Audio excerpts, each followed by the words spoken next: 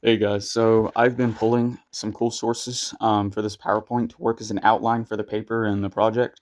I thought I'd record this real quick so you can see what I've added and what my thinking was. Depending on which parts y'all like or what experiment you want to do a version of, a lot of this can be cut, I'm sure, but I tried to add a bunch of different sources that we can use as background and filler, especially for the paper. So any ideas on what to cut, what to keep, and what to focus on? Be my guest, you can delete anything. So, because we're talking about social intelligence and morality, a good place I think to start that would be cool and interesting, as like a little introduction, is social animal psychology. And there's lots of animals that are very social. We could include text or slides on like bees. Dolphins will help their injured friends get to the surface if they can't breathe. Crabs will team up if they're friends with the crab and flip it over if it's stuck on its back. Here I have a video of a group of capuchin monkeys teasing a tiger in a weird sport slash game that they play, which is very dangerous, but shows their social aptitudes. They swing down from the trees and tap the tiger on the head, and before it has a chance to bite them, they swing away. Rats, they are friends with each other. They have relationships. If they hear a rat crying, they will only come comfort it if it's a friend, and they recognize its voice, and they also tickle each other and giggle in ultrasonic about it, which is adorable. And I have sources on all of these. And here I'll make the point that in order to survive and pass on your genes from like biology and evolutionary theory, it is very wise to be in a group because you want to pass on your genes. You want females or males in a group that are close to you. You want people who can help you if you don't find food for a little bit so you don't die. So, from an evolutionary standpoint, it's very, very helpful to have a group of the same species to have your back. And I included an example of a buffalo who gets captured by a pride of lions. It's a little baby buffalo, and all the huge herd team up together and attack the lions. And due to the sheer number of them working together, they actually overpower the lions. This is just evidence that living in a society as a species can be very helpful and very strongly selected for by evolution. But it's not just animals. We are the most social species. And I have a ton of sources on this because I studied infant psychology for a little bit. Infants immediately recognize human faces specifically. They prefer to look at human faces. They like singing and talking more than any other sounds. If you show them a monkey and play human speaking, they look at it a really long time and get a confused look on their face. And if the same thing happens if you show them a person and play monkey sounds, showing that they recognize human faces from monkey faces. And in one study, for each infant in the study, they would play either a recording of itself crying from like the day before, or they would play a recording of a different baby crying. And if the baby heard another baby crying, it cried harder and longer, meaning that it recognized that this was a recording of a different baby's voice, and it felt bad for the baby, which made it more sad than if it heard a recording of itself. So, long story short, I have a lot of sources about infant psychology and social intelligence that I could throw into an introduction or discussion paragraph. And this part's just a little demo of how quickly children are social, how social they are, and how willing and eager to help someone they are.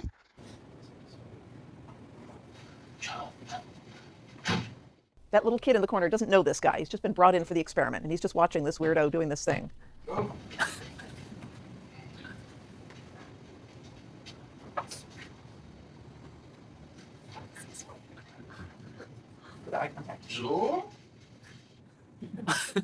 Never met that guy before. Here's another case.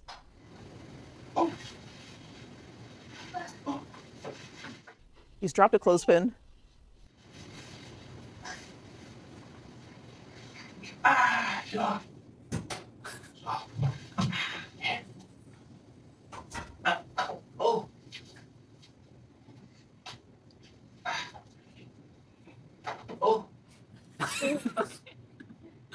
What is the matter with this guy?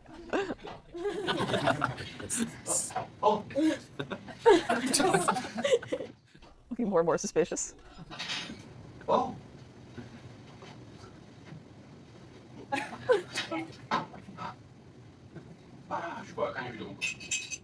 So that's the intro before we start talking about morality. Living in a group requires morality. You have to realize if someone's going to try and harm you over and over, you have to recognize that person and know that they're going to try and harm you so that you can avoid them. Additionally, if you're in a group of people and you're stealing from them or wantonly murdering and pillaging your own community, they're going to kick you out of the community. And then you have no more females in your vicinity. You have no more food or shelter. and you're likely going to starve and have no children and not pass your genes on. This happens in a number of species, especially vampire bats. Vampire bats will fill their mouths with blood. They have cheek pouches that they fill with blood, and they share it with all the bats in their cave, especially the babies. It's babies first. And if scientists puff up their cheek pouches with air and the other bats think that they're hoarding food and not sharing, the other bats will kick them out and they'll stop feeding their babies. So cheater detection is important in evolutionary biology for lots of different species, and the idea that you can't wrong the group you belong to. The reason it's the group that you belong to is because lots of species, especially primates, have been known to have years and years long wars between two tribal groups. Jane Goodall documented one in her book called the Gobi Chimpanzee War, where a small faction separated from a large faction of chimpanzees, and the original faction thought they were traitors and started essentially genociding them until the smaller group teamed up with another smaller group and eventually won victory in the war against the original group. Also, meerkats have very adorable tribal wars. We could include a video of that instead, if time permit. So I don't know if either of y'all have taken general psychology yet. If you're taking it now, you'll probably learn this around week 3 or week 4, and it's confusing as all hell at first. But you can ignore the slide, and I'll explain it more simply. Theory of mind is the psychological capacity to think about what other people are thinking about from their perspective, and it's almost exclusively human. I included a slide on animal theory of mind, but it's very limited. So thinking about other people's thoughts, very, very important for social behavior and living in a group. You really couldn't do it without some form. And the way that they test if a child, for example, in developmental psychology has theory of mind is to ask them a question essentially like, Sally and Ann are hanging out. Sally takes the ball and puts it in the basket. Ann moves the ball from the basket into the box when Sally leaves. Sally comes back. Where does she look for the ball? And you and I, of course, would say, well, she would look in the basket because that's where she left it. But kids and autistic people and psychopaths all do not get this question. They say she looks in the basket because they think in their heads that it's in the basket, and they cannot disambiguate their thoughts from someone else's thoughts. So thinking about someone else's thoughts is a very distinct problem, and lots of specific groups of people actually cannot do it, surprisingly. So here's the question, do animals have theory of mind? And it's very complicated. There's a dot test where they put a dot on a monkey's forehead and put it in front of a mirror, and if the monkey tries to wipe it off of the mirror, then it doesn't have self-awareness because it thinks the mirror is another monkey. But that doesn't really tell us if the monkey can think about another monkey's thought. One experiment that actually does show kind of theory of mind, if you put a monkey in a cage and put a banana in the middle of the room, and you show a dominant monkey behind a sort of blurry glass window, the monkey can realize, like, oh, that dominant monkey can't see me, and I'm safe to take the banana. But if it's completely clear glass, the monkey won't take the banana because it knows the dominant one can see it. So that's some evidence that monkeys can think about what other monkeys are thinking. Also, I believe in orangutans, if a male monkey is interested in a female monkey, and the female monkey's not interested, but the male's way bigger so it could overpower her, what the female does is it gets up and it starts walking, and the other monkey will follow it, and it will just keep walking until the other monkey gets tuckered out and lays down, and then the female will sneak off to the monkey that it actually wants to mate with. And so that implies that the female monkey recognizes the male is interested and is able to, like, think about that. Also, ravens, if you give them seeds and they have like a competitor nearby, they will hide the seeds, and then they will wait for the competitor to leave, and then they will move the seeds, implying that they recognize the competitor saw where they hid it, and it was actually just a trick. Chimps know if you hurt them accidentally or on purpose, and they will forgive you if it's accident. Dogs are the same way.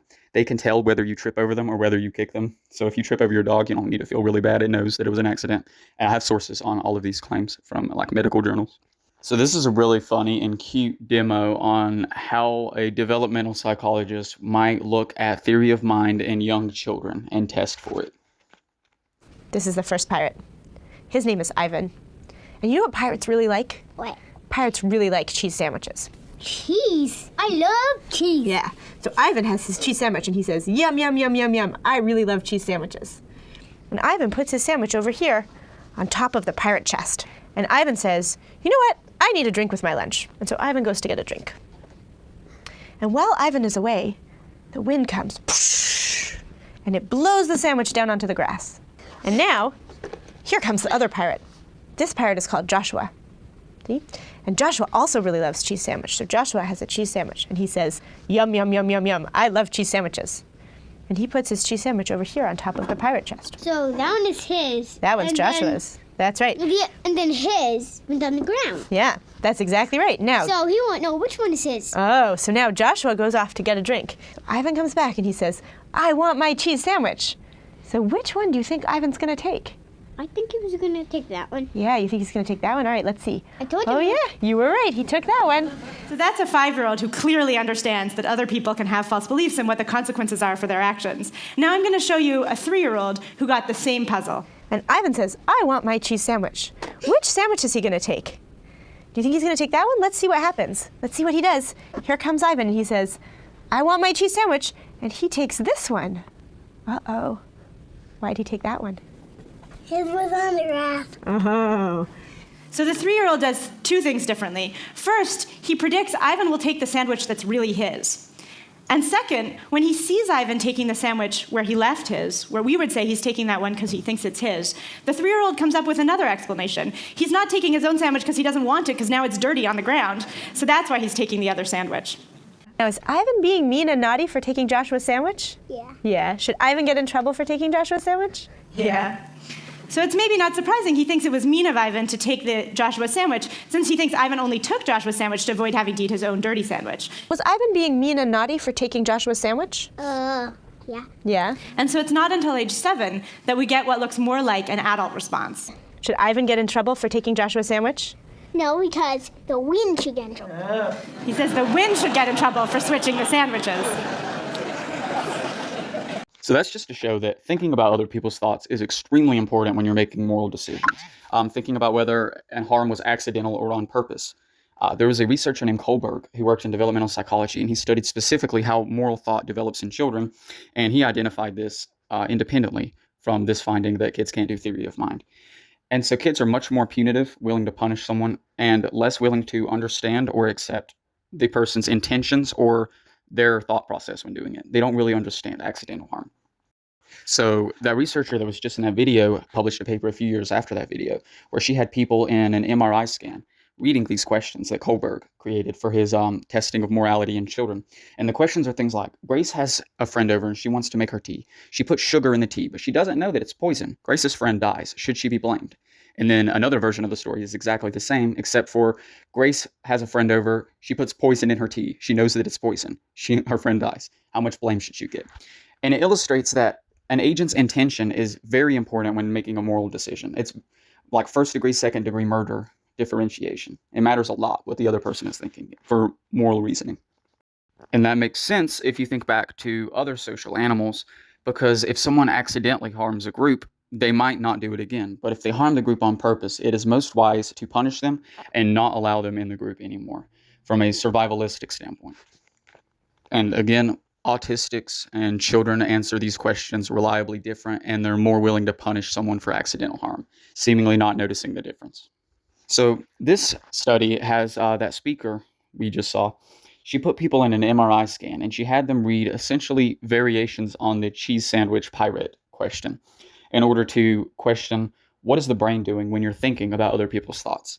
And as it turns out, due to a very clever control condition, which is pretty confusing to explain, so we could probably gloss over that, there is a specific part of your brain in the right inferior tempoparietal junction, or RTPJ as it's called in the articles, which only activates when you're thinking about another person's thoughts.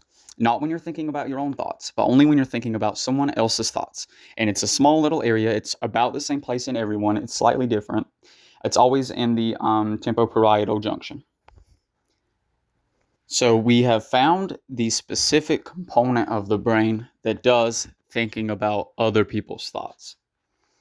So transcranial magnetic stimulation is a fairly new method. I'm not sure if it would even be covered in the course, but basically what it is, it's a really tight wound metal coil that sends an electrical current through it, and it amplifies the current and accelerates it until it produces an extremely strong magnetic field, which is pointed at a very specific point. And that's a lot of, jargon nonsense, but essentially what it does, you put it on your head, and it disrupts the brain activity in a very small region that you can choose. And so what happens if you use a magnetic field to disrupt activity in the RTPJ? And what she will explain better than me, and you will see, is that if you disrupt activity in RTPJ, you are no longer able to think about other people's thoughts, and your moral judgments will be much more geared towards punishing that person, even if it was an accident. Transcranial magnetic stimulation, or TMS. This is a tool that lets us pass a magnetic pulse through somebody's skull into a small region of their brain and temporarily disorganize the function of the neurons in that region. So I'm going to show you a demo of this. First, I'm going to show you, to show you that this is a magnetic pulse, I'm going to show you what happens when I put a quarter on the machine. When you hear clicks, we're turning the machine on.